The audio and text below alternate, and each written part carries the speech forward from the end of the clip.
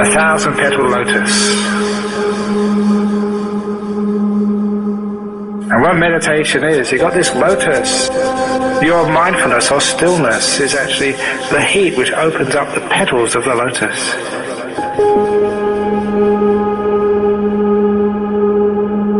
And the next petal of the lotus is within the one year, which is open now. But that's, you haven't got to jhanas yet, you just got to say, present moment awareness. And then you say present moment awareness, after a while that opens out into the beautiful silence.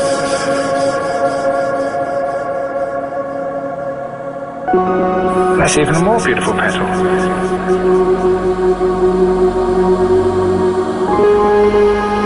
And after a while, silence opens out, you see the breath.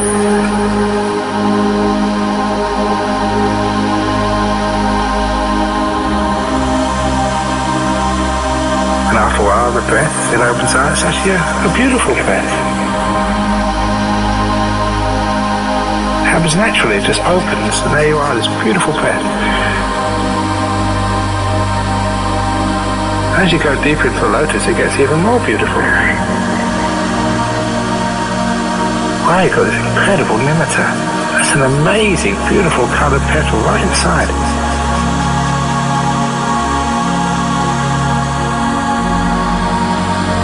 Inside that nimitta, then that opens out. Wow, that's your first jhana.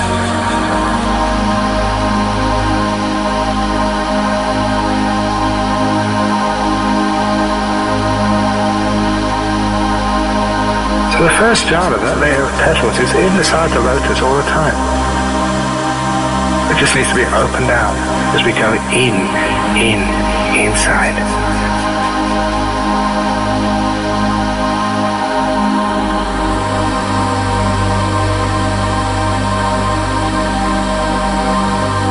But as you go to the jhanas, you go into the 4 jhanas, then you go to the immaterial states.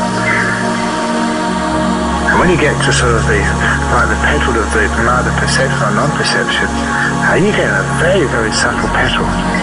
It's gossamer thin, and it's the most beautiful, refined thing you've ever seen. And right inside of that is what we call the jewel in the heart of the lotus.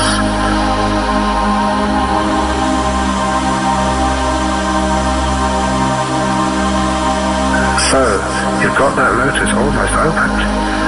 It's the final stage, and inside that is the famed jewel in the heart of the lotus. And if you're very still, that opens up. In the middle of the last of the jhanas, you see Nibbana, the jewel in the heart of the lotus. And you know what that is? Emptiness.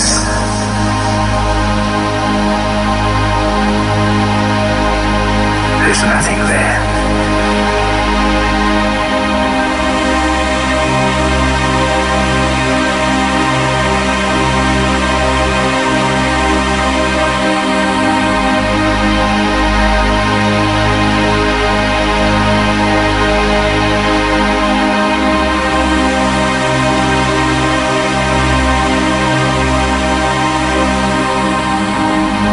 When there's nothing,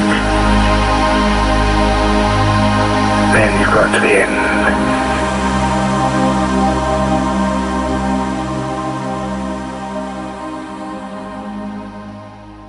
Sleepy, sleepy, sleepy, sleepy. Good evening. Now tonight's news. These people are hypnotists, don't realize it. They're programming a reality by repetition of a version of reality that they pound out on their mainstream news all the time. We see things not as they are, but as we are. The conspiracy in a line.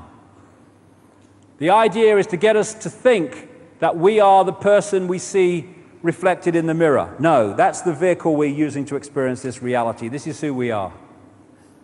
Division is what they want. A sense of oneness is what they don't want. We are consciousness, we are energy, we are all one consciousness. So, where are we? Where are we? We are in our own minds, basically. We are in our own heads, symbolically. We are decoding reality in our own minds. It's not out there, it's in here. We are taking frequency fields and vibrational fields, and we are, through the brain, turning them into a holographic reality that does not exist out there. Holograms appear to exist in space, but they don't. Holograms you buy in the shops.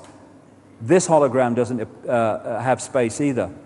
We are decoding it into a holographic television station within the frequency of visible light.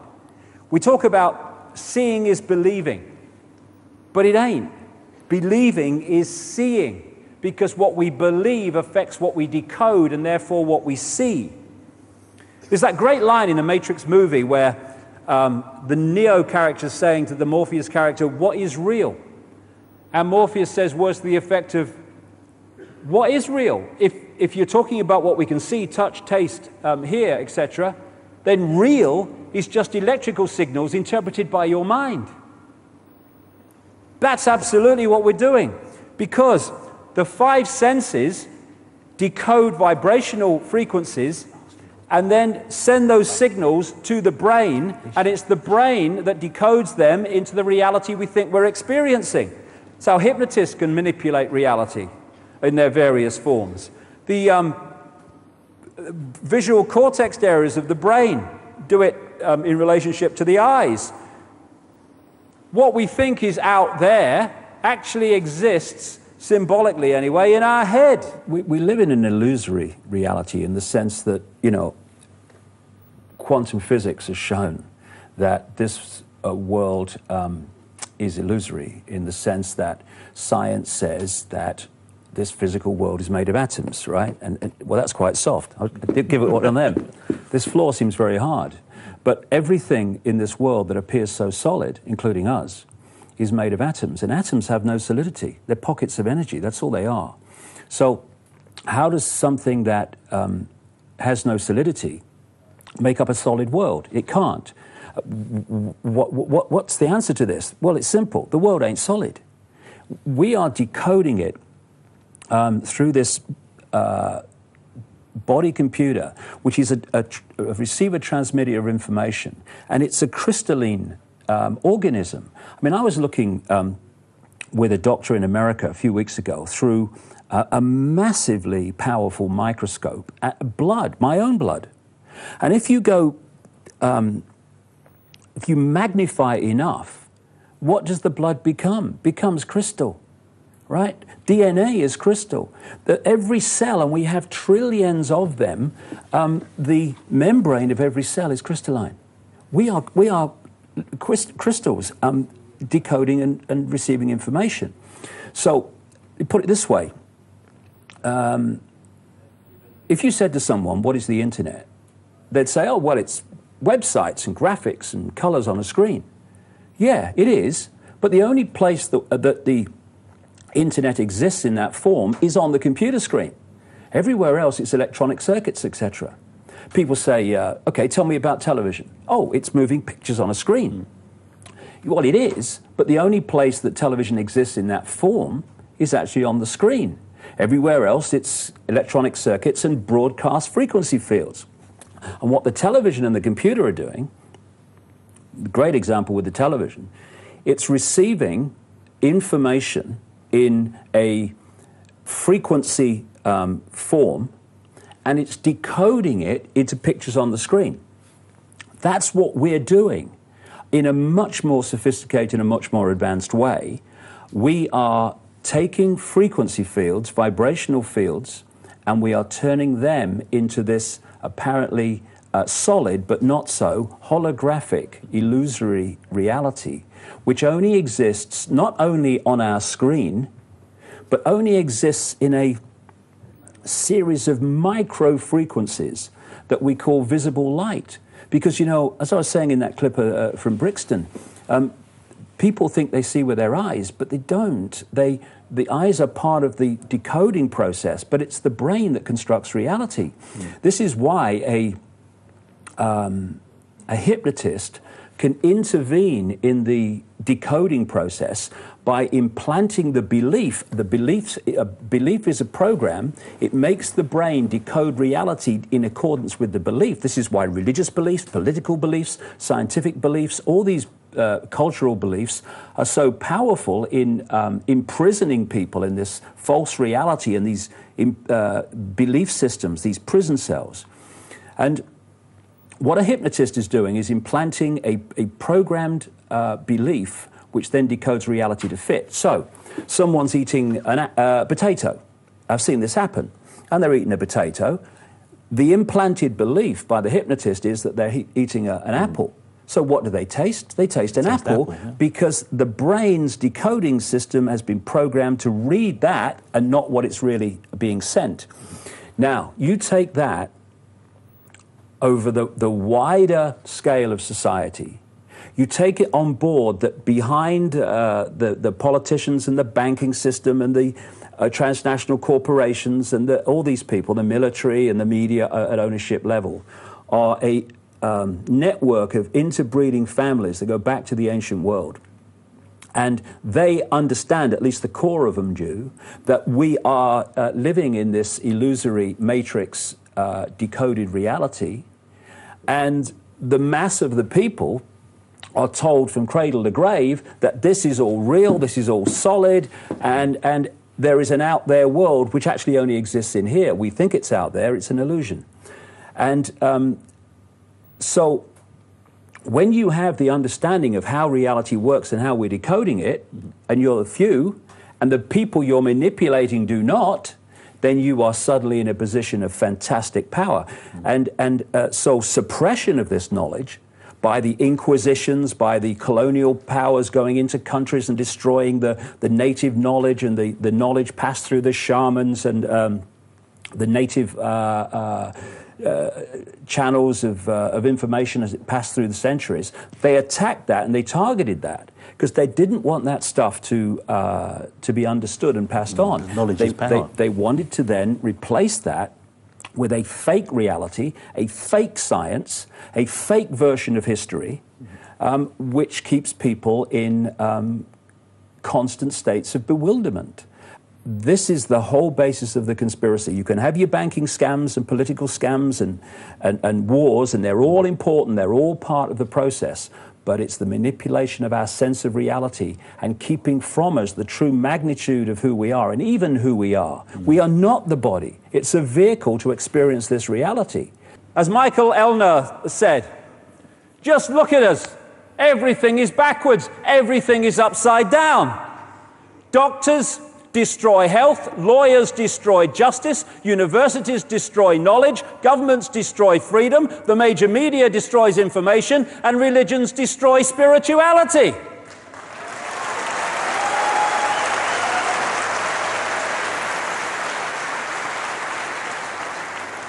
I think there's more to know here. And it's all true. As H.L. Mencken said, the men the American people admire most extravagantly are the greatest liars. The men they detest most violently are those who try to tell them the truth. We live in topsy-turvy land. Why is everything upside down? Everything back to front? Why are there billions of bewildered people who don't understand who they are, where they are, what the whole business of life is all about? The world seems such a ball of confusion and complexity and bewilderment, but it is when you don't have the coordinates to connect things together. Because when you connect the dots, you start to see that apparent complexity as it's played out, an apparent bewilderment as it's played out, has a very seriously clear picture that emerges. Because as you connect the dots between different people, organizations, places, religions, history, suddenly the picture starts to form. Oh, so that's it. If you don't connect the dots, it's just a mass of what's all this about. When you connect the dots, you get the elephant in the living room. You can start to see daily life and the daily news, or passes for it, and all this stuff in a completely different light. And suddenly, what seemed to be incomprehensible starts to make clearer and clearer sense. And that picture, as the dots are connected, the debts too, it's all part of it, is that there are two prime realities that we are experiencing. We're experiencing the movie. That's the movie version of reality that we're given by the mainstream media, by what passes for education, and all the other sources of mainstream information, which explain away events in the world in a certain way. But behind that, it becomes clearer as the dots join up that there is another agenda behind that, which the movie is simply there as a cover story to obscure and hide. And the foundation of that cover story, or the foundation of that secret agenda, is to get billions of people on this planet to wear a mask and play out a false identity that they don't even know is false. You know, we can talk about banking scams and political scams and secret societies, and we should and we will later on as we go through this. But what those involved in the research of all this whole conspiracy stuff, I feel, need to appreciate is if that's as far as you go and no further, then you too are playing a kind of movie, because you are looking at how it's playing out instead of the real foundation from which this whole conspiracy is based. And that is manipulating people to believe they're something they are not, and to forget what they really are. There's two ways of looking at a problem. You can try to find a solution to it, or you can remove the cause of it. And removing the cause is by far the most efficient way of doing it, because we're drowning in solutions. What is the cause of the problem that allows a few people to control 6 billion? 6 billion daily, by the minute, give their power away to the few they don't even know exist. They give it away by believing that they are their body, and therefore, once you identify with Charlie Smith or Ethel Jones, you're identifying with a sense of limitation, with a sense of powerlessness, with a sense of little me. So we need to move our point of observation for a start from the body is who we are to the body is our experience, and we are consciousness, infinite consciousness, pure genius, having an experience. And if you get so caught in body consciousness, and the five-sense awareness is basically your only way of decoding and perceiving the world, you cut yourself off from the full magnitude of who you are, and basically, instead of you infinite consciousness, that which leaves the body at what we call death, that which near-death experiences are having and being aware of when they leave the body, what they really are, infinite consciousness. And they talk about how their minds and consciousness massively expands to multiple levels once they leave the body. Why? Because the body operates like a telescope. It takes us down and focuses in a tiny range of frequencies, which we call this reality. That's fine, it's an experience. But if you get so caught in this reality that you identify the vehicle with you, you cut yourself off from the true magnitude of who you are. Now, this whole conspiracy is based on getting people into that state, because once they're in that state, they become a herd of sheep, basically. And controllable and manipulatable. Once you move your point of observation, and I've done it, and I've seen others do it, and really I can't emphasize this enough. People say, well, what do we do? You know, oh, it's so hard, and I have to sit cross-legged in India for years and meditate. No, no. You just have to move your point of awareness and your point of self-identity and live it from I am Ethel Jones to I am infinite consciousness having experienced as Ethel Jones. I tell you, your whole life will change when you do that. We're now at a time when we are starting to wake up to this and take our power back. So they are David, if you want to use that big man, small man, you know, symbolism. I'm Goliath, you're Goliath, we're all Goliath, we just forgot it. And we can express our power in many, many, many ways. First of all, forget consequences. I'm infinite consciousness.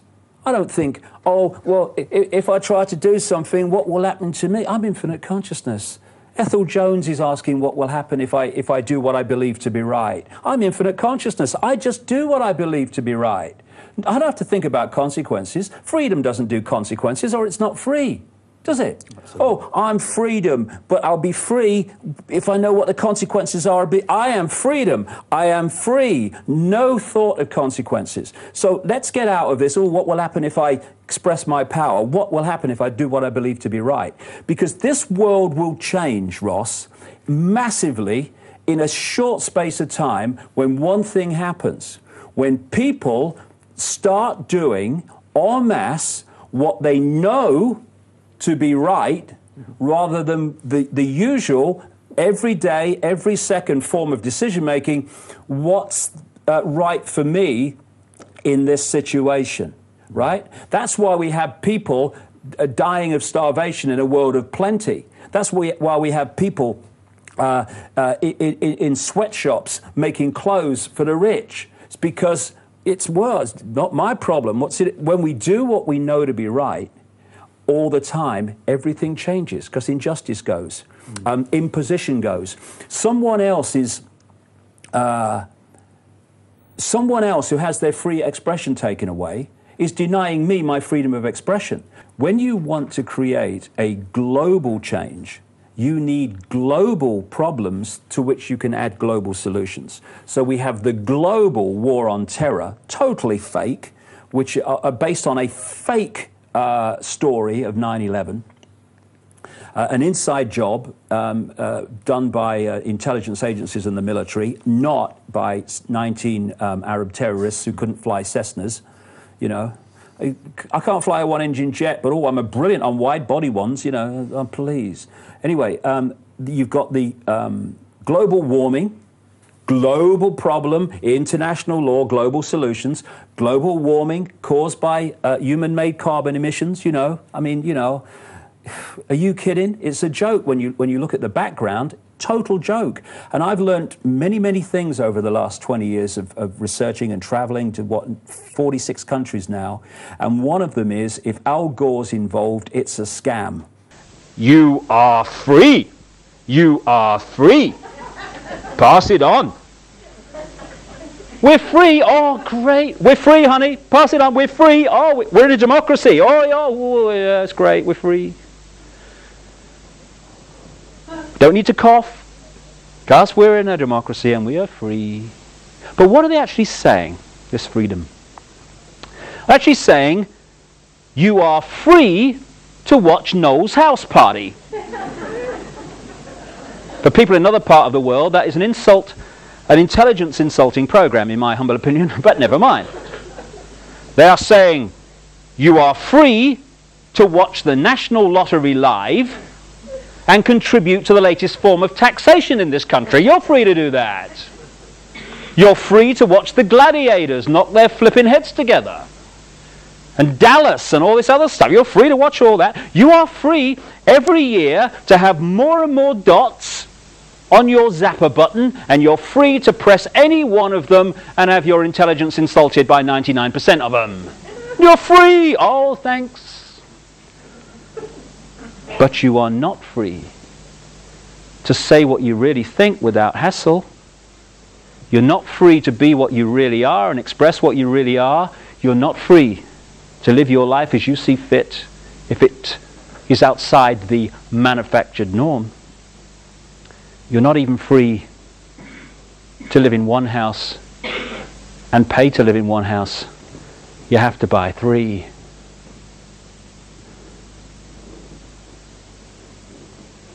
Three things for me would change all that I've talked about tonight and make it impossible, and would turn this prison into a paradise.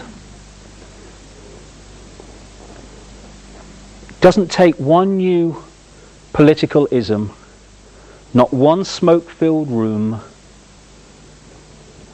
not one terrorist freedom-fighting organization, what a contradiction in terms, to change this world to a paradise. It just takes each of us to be who we really are and to express that uniqueness. It needs us to get a cough and step out of this nonsense. Those 3 things are to respect our own right to be unique and to express that uniqueness. Crucially, to respect everyone else's right to be unique and express their uniqueness. And thirdly, that no one ever seeks to impose what they believe on anyone else. At that point, we'd have a great explosion of human potential being unleashed from the prison of fear where it's spent so long. But because no one seeks to impose what they believe on anyone else, free will is not denied. Once we respect our own right to be unique, we cease to be a slave to imposed thought and behavior. Once we respect everyone else's right to be unique, we cease to be a police force of the hassle-free zone and all the other slaves. And if we don't seek to impose what we believe on everyone else, no one's free will is denied. And what a difference that would make. If you take the symbology again of the herd of sheep. Hundreds of sheep across that hillside. Farmer arrives in the pickup truck, gets out, stands there on the stick, wagging the eyelids. 1 or 2 or 3 of the sheep start to walk towards him. But now the sheep mentality is very different. The other sheep are not following the one in front. They're celebrating their uniqueness. They're following their heart. They're expressing who they really are. So they're saying, that's interesting, old Fred and Ethel sheep going over to that bloke on the stick, that's interesting. Do you know they do that every day at the same time? Very strange. But me, no, my heart, this is right for me. I'm going over here. I'm told it's ever so good, you know. There's a lot to learn over there, a lot to experience. That's where I'm going. And the other sheep says, oh, that's good. I'll have a word with you later, see what went on. But I'm going there, and I'm going there. What on earth does the farmer do? Because now it is mayhem from his point of view. Because the bar mentality has disappeared. And all the other sheep are saying, you have every right to go over there. As long as you don't interfere with me, that's great. Same with you, same with you. So the farmer might, at that point, symbolic of this global clique, he might then fall back on Old Faithful. We'll frighten them to death. Get them flipping sheepdogs out. Row, row, row, row. And now, the same sheep that are expressing their uniqueness, because they're now in their own power, and they know that they are infinite in their power, because there are no ordinary men and women in the street, just extraordinary people. Because they're in their power, they realize that fear is their creation. And fear may be stimulated out there, but we choose whether to fear or not. Nobody else. It's just a choice. Everything's just a choice. So, it's, excuse me, go and have a bowl of water or some dog food or something, on your way, not interested, not going to be frightened into conforming to what you say I should be. All that's happened in that example is that the sheep have let go of fear. They have let go of fearing being what they are, unique. And the whole situation has changed. And if you bring that into the human experience, everything that I've talked about tonight becomes impossible once we express our uniqueness and stop condemning everybody else for expressing their uniqueness because it differs from what we think they should be doing. And for me, we are the front of the snowplow generations here. There is a global awakening going on that's changing the nature of people's perceptions of life. You know, when I look at people, I see them standing symbolically in an eggshell. Inside the eggshell is that very narrow area of our consciousness that we actually operate on in this three-dimensional world. And that very narrow area, first gear as I call it, is a doddle to manipulate by messages hitting us through the eyes and the ears constantly. Outside of the eggshell is our multidimensional consciousness, not some other external entity, our own multidimensional I going on into infinity. An infinity of love, understanding, wisdom, knowledge. Because, you know, people say you have to seek enlightenment. I don't agree with that. Enlightenment's never gone away. Enlightenment is sharing exactly the same space as ignorance. It's just on a different vibration, that's all. What I feel, my view anyway, we need to do is not seek enlightenment, but remove the barriers that are keeping enlightenment out. And that is the eggshell. An eggshell made up of fear, guilt, resentment, lack of self-esteem, I can't, limited imagination of ourselves. Fear. And when that starts to crack, and it's cracking for more and more people, multidimensional self starts to get access to reconnect with first gear self.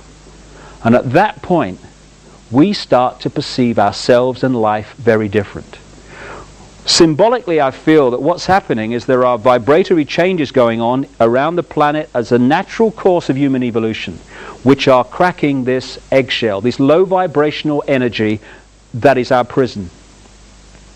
And so the light, if you want to call it that, the multidimensional self, the infinite self, is starting to get in and reconnect with this self. Suddenly, and I get 2,000 or 3,000 letters a year now from people of all walks of life, increasingly from around the world, and the same experience is being experienced by all these different people. And that is, they're saying, I'm seeing myself in the world very differently. Why haven't I seen it before? It's so obvious. Because now the eggshell's cracking. And it's not first gear that's making the perception process in this world. It's multidimensional self. We're becoming whole again. We're becoming what we really are, but have forgotten we are. The front of the snowplow generations are taking from our parents and grandparents, not because they're bad people, because they're just passing on their programming, we all do, which are basically about run with the herd, don't cause trouble, keep your head down, and as the Japanese have a saying, don't be the nail that stands out above the rest, because that's the first one to get hit. Love that one. And we're passing on to our, not just our children, but to ourselves, because this is a really here and now thing, thought patterns that say, you be you, whatever you is, and respect everyone else's right to be them. And the people between that and that are our generations. If we can let go of our own fear, we can remove fear from the world. Because the world is merely the sum total of human imagination of ourselves. When we change our imagination of ourselves, what we call the world dramatically changes. The world is just a second-by-second physical replica of the human mass imagination of ourselves. When we let go of our sense of limitation, our sense of fear, our sense of I can't, the world ceases to be a prison, because we have created it. There's a wonderful singer in this country, a German called Gila, who, it's a lovely song, which goes, we are the power in everyone. We are the dance of the moon and the sun. We are the hope that will never hide. We are the turning of the tide. If we can turn the tide within ourselves, from freedom or to freedom, from fear, then we turn that tide outwardly in the planet. And all it is, like everything else, is a choice. A choice between fear and love. That's all it is.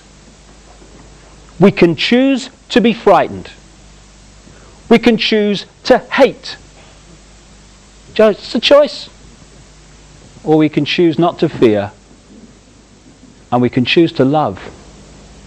Not love on the basis of I love you if I fancy you, darling, but I love you because you exist. I love you whatever. I love you without condition. And if we want to change the world, it has to start with self. Fear, anger, hatred, condemnation, dictating what other people should be, that's the world we've got. That's the prison. But paradise is waiting. It's a thought, an attitude away. That's all it is, a choice away.